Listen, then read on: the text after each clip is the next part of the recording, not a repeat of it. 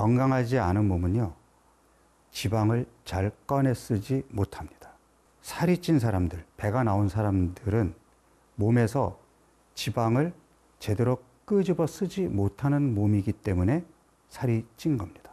날씬한 체형, 몸매를 잘 유지하는 사람들은 피와 지방에서 필요할 때에 지방을 잘 끄집어 쓰는 몸이기 때문에 지방이 축적되지 않고 날씬한 몸매를 유지할 수 있는 겁니다. 지방을 잘 꺼내 쓰는 몸이냐, 지방을 꺼내 쓰지 못하는 몸이냐입니다. 지방을 잘 꺼내 쓰는 몸은 어떤 몸일까요? 앞서 설명한 안정시 대사율, 기초 대사량이 기본적으로 높습니다. 그리고 이어서 설명드리겠지만 대사 유연성이 좋습니다. 또 이런 사람들의 특징은 활동량이 많아요. 의자에 오래 앉아 있지 않습니다. 그리고 호르몬이나 대사 조절 기능이 정상적으로 잘 작동이 되고 있는 몸입니다. 반면에 지방을 꺼내 쓰지 못하는 몸은 어떤 몸일까요? 일단 안정시 대사율, 기초 대사량이 낮습니다. 왜 그럴까요? 뭐 운동을 안 하는 것도 있겠지만 식사가 불규칙하거나 또는 무리한 다이어트를 반복했을 경우에는 살이 잘 안 빠지는 체질로 이미 바뀌어 있을 가능성이 많습니다. 대사 유연성이 낮고요. 그리고 의자 중독에 빠져 있습니다. 한 번 앉았으면 엉덩이를 떼지 않고 계속 앉아 있는 습관, 이게 흡연보다도 더 건강에 해롭습니다. 그리고 호르몬이라든지 또는 우리 몸의 대사 조절 기능에 이상이 생긴 몸이죠. 이러한 몸의 이상을 가지고 있기 때문에 다이어트를 하려고 해도 쉽게 살이 빠지지 않을 뿐더러 계속 배가 나오고 살이 찌는 그러한 체형으로 바뀌는 겁니다. 자, 앞서 대사 유연성이라는 말을 했는데요. 대사 유연성이라는 것은 우리 몸을 하이브리드 차에 비유를 한다면 하이브리드 차는 휘발유와 전기 두 가지를 연료로 쓰지 않습니까? 우리 몸도 마찬가지입니다. 당과 지방산을 에너지원으로 쓰게 됩니다. 이렇게 쓸 수밖에 없는 이유는 24시간 내내 에너지가 우리 몸에 들어오지 않기 때문인 거죠. 건강한 몸은 식사를 해서 혈당이 올라가게 되면 당을 주도적으로 씁니다. 이때에는 지방산은 잠시 비상시를 대비해서 피하 지방 조직으로 가서 쌓여 있게 됩니다. 혈당이 떨어지고 혈당을 떨어뜨리는 인슐린이 바닥으로 떨어지게 되면 그때는 지방 창고의 문이 열리면서 본격적으로 지방산을 끄집어 쓰기 시작합니다. 그래서 당을 쓸 때는 당을 확실하게 쓰고 지방을 쓸 때는 또 지방을 확실하게 꺼내 쓰고 이렇게 스위치가 잘 이루어지는 몸, 이게 대사 유연성이 좋은 몸입니다.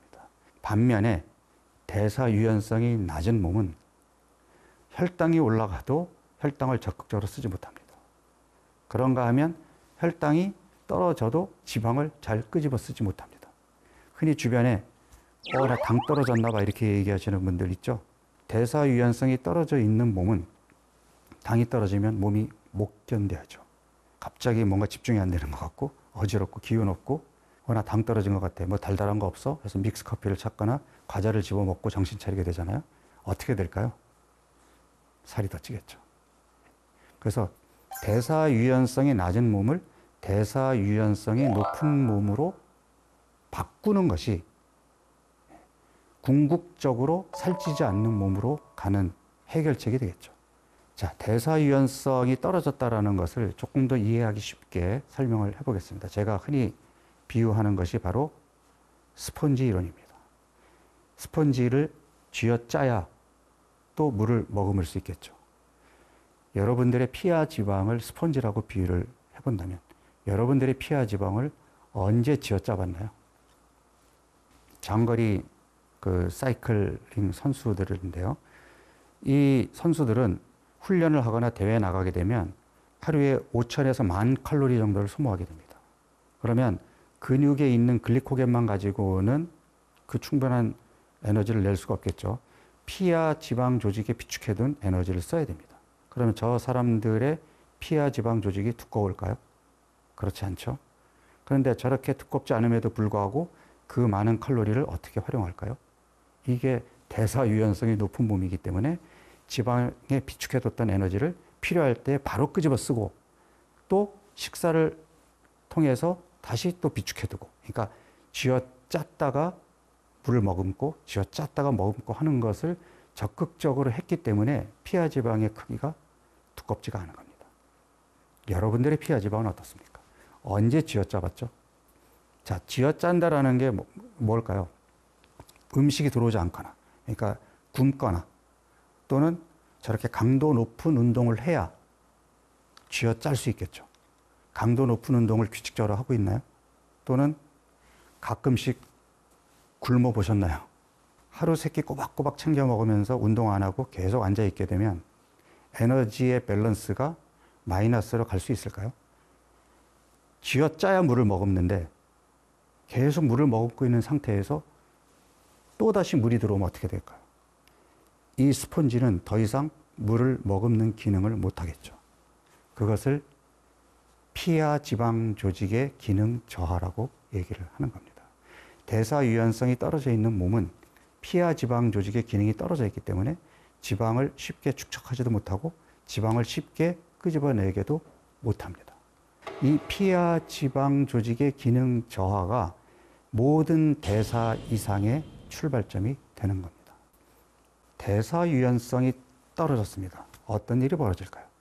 당이 들어와도 이 포도당을 제대로 연료로 이용하지 못합니다. 그런가 하면 지방산 연소 또한 제대로 하지를 못합니다. 결국 체중도 늘고 체지방도 느는 결과가 생기겠죠.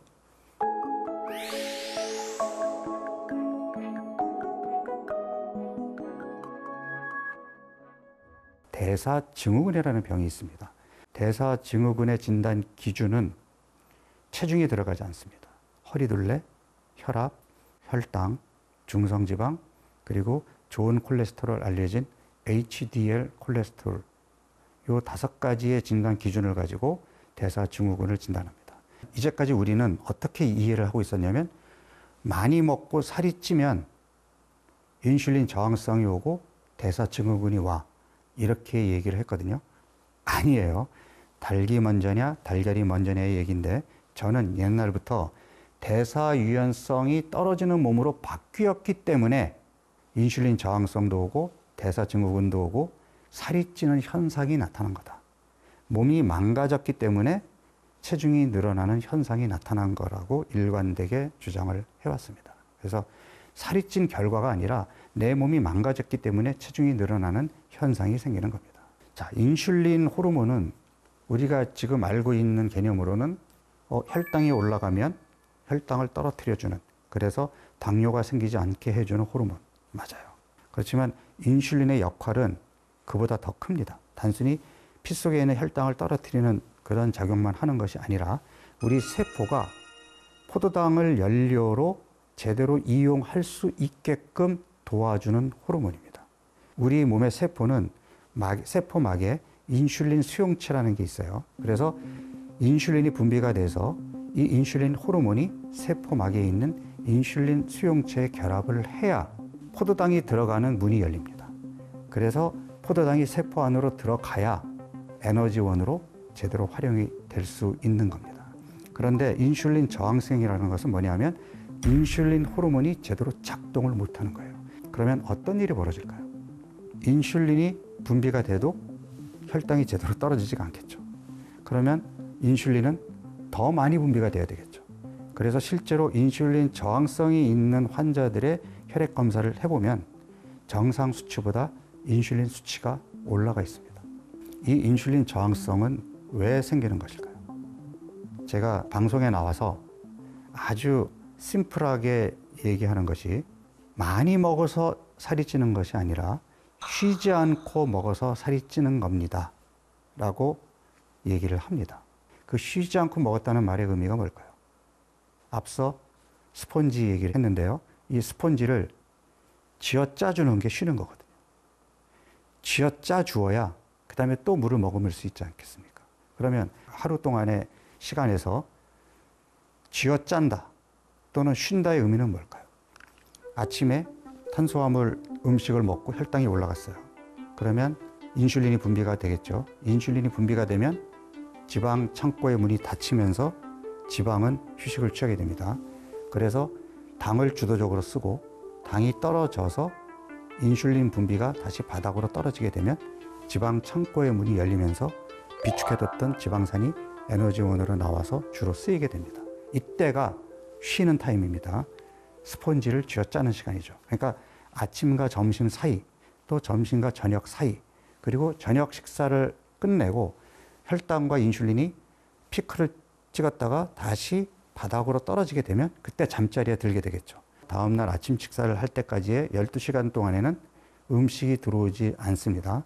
그럼에도 불구하고 우리 몸은 비축해둔 지방이 있기 때문에 마치 스폰지를 쥐어짜듯이 그 에너지를 끄집어 쓸 수 있는 겁니다. 현대인들의 일상은 어떨까요? 아침에 밥이나 과일이나 빵이나 콘프레이크나 이런 걸 먹었어요. 혈당이 올라갔습니다. 나가서 걸으셨나요? 차로 이동해서 회사로 출근했죠. 계단으로 올라갔나요? 엘리베이터 탔죠. 그리고는 책상에 앉아서 계속 있었습니다. 몸을 움직여 주어야 혈당이 이용되고 당이 떨어질 텐데 당이 충분히 떨어질 수 있는 활동을 안 했단 말이에요. 그러고는 곧바로 점심시간이 돌아옵니다. 뭘 먹었죠? 밥이나 빵이나 면을 먹어서 다시 혈당을 높였죠. 나가서 걸었나요? 혈당을 떨어뜨리기 위한 노력을 했나요? 심지어 식사 후에는 달달한 커피를 한 잔 마시면서 혈당을 더 높였죠. 그리고는 다시 엘리베이터를 타고 사무실에 들어가서 책상에 앉아 있었습니다. 시간이 지나서 그나마 당이 떨어질 때쯤 뭔가 스트레스도 있고 입이 출출해요. 뭘 집어 먹었죠? 과자를 집어 먹거나 초콜릿을 먹거나 다시 혈당을 높였습니다. 집에 걸어갔나요? 차로 이동해서 갔어요. 집에 가서 뭘 했죠? 밥을 먹었어요. 혈당이 다시 올라갔죠. 나가서 걸었나요? 산책했나요? 움직여야 그 당이 떨어지겠죠. 심지어 밤에는 인슐린의 작동 능력이 낮보다 떨어지기 때문에 저녁에 먹은 탄수화물은 낮 시간대보다 훨씬 오래 유지됐다가 떨어집니다. 그래서 저녁 시간에 밥을 한 공기 먹었다면 반드시 나가서 걸어야 되거든요. 근데 여러분들은 거실에 앉아서 TV를 봤어요. 그러니까 그만큼 혈당을 떨어뜨릴 수 있는 시간, 그러니까 스폰지를 쥐어짜릴 수 있는 시간을 안 준 거예요. 심지어 이렇게 저녁을 먹고 온 가족이 둘러앉아서 과일을 먹고 다시 혈당과 인슐린을 높인 상태에서 잠자리에 들었어요. 언제 당이 떨어질까요? 자고 있는 동안에는 인슐린이 쉬어져야 됩니다. 그런데 아침, 점심, 저녁 쉴 수 없이 일하고 저녁 식사 후에 잠깐 쉬려고 했더니 또다시 야식을 먹고 올려놨어요. 이게 인슐린 저항성의 중요한 원인 중에 하나입니다. 앞서 얘기했던 오래 앉아 있으면 어떻게 될까요? 지금 저 그래프는 1950년 영국 런던의 운전기사와 검표원의 심근경색 발병 위험도를 본 겁니다. 이 두 그룹은 남자들이었고 사회 경제적 수준이 동일했어요.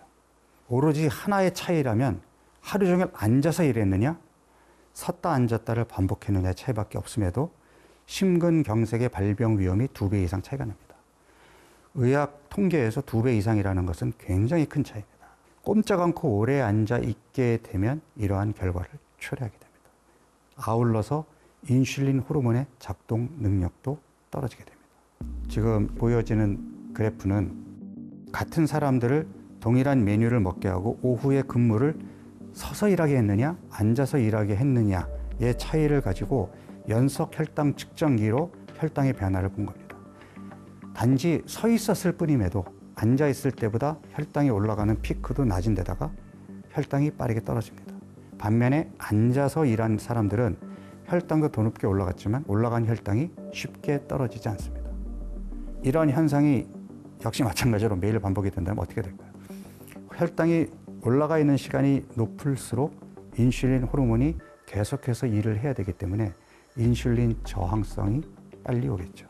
쉬지 않고 먹는다, 의자 중독에 빠져 있다, 어떻게 보면 우리 현대인들 아무 생각 없이 하고 있는 어떤 일상의 습관일 수도 있는데 이것이 야금야금 내 몸을 망가뜨린 중요한 원인 중에 하나인 겁니다.